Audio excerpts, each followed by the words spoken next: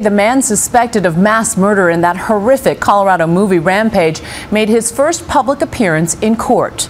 With new details emerging about who he really is, his bizarre demeanor today adds another piece to a disturbing puzzle. How could a quiet young man described as a promising student end up on a path that led to the carnage of last Friday night? Here's ABC's David Wright. Thank you. Good morning, everybody. Please be seated. He may think of himself as the Joker, but today in court, James Egan Holmes wasn't smiling, and he didn't speak a word. Given the nature of the charges, you are currently being held on a no-bond hold. What's happening? Oh, my God. Accused of a diabolical plan of mass murder. A shooting rampage in a crowded movie theater.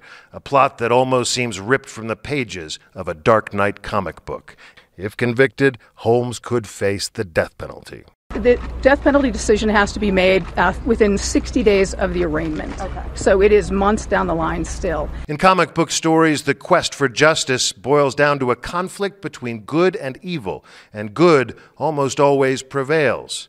A court of law is trickier than that. Hard to imagine the Joker being tried by a jury of his peers, and yet today that shock orange hair was impossible to ignore.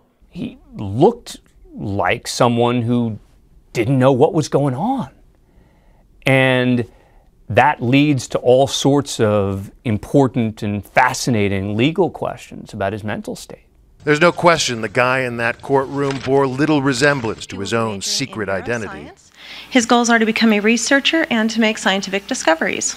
The mild-mannered kid seen at this high school summer camp. In personal life, he enjoys playing soccer and strategy games, and his dream is to own a Slurpee machine. A video from 6 years ago obtained exclusively by ABC News.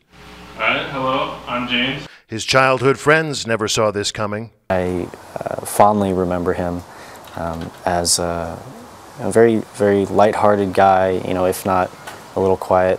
As recently as 6 weeks ago, Holmes' science career still seemed to be on track. A PhD candidate in an elite neuroscience program with a grant to pay his tuition plus $26,000 a year living expenses. At the beginning of June, he took an oral exam on neuroscience, then abruptly dropped out. No explanation. It's very unusual for a student to withdraw from a program. But Aurora police psychologist John Nicoletti says the evidence so far does not point to a sudden break with reality. He didn't snap in terms of his stockpiling of the armament inventory and the setting up of the booby trap. There was a lot of thought, so this is what we would call a proactive attack behavior. This was premeditated? Premeditated, yeah. He thought it through? Thought it through, planned it, had weapons of choice. Even before Holmes dropped out of his program, he was already buying guns at local gun shops, 4 of them in all.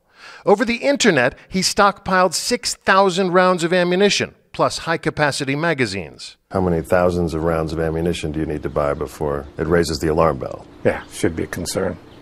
The government is concerned about how much Sudafed you buy, only 9 grams a month, because it can be used to make methamphetamine. The government's concerned about how much fertilizer you buy, considering strict limits and controls because of Oklahoma City and the bomb that brought down a federal office building. Yet apparently, you can buy as much ammunition as you want. It raises the alarm bell. You always hope, like in these situations. And what about all that protective equipment, the full suit of body armor, and the gas mask he allegedly wore into the theater? Do you think he meant to die? He didn't act like he meant to die. How so? Well, he has enough protective gear, and then he surrenders right away.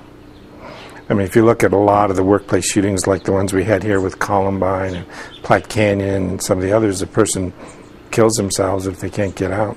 One theory that he wanted to live to see the second act of the plot unfold.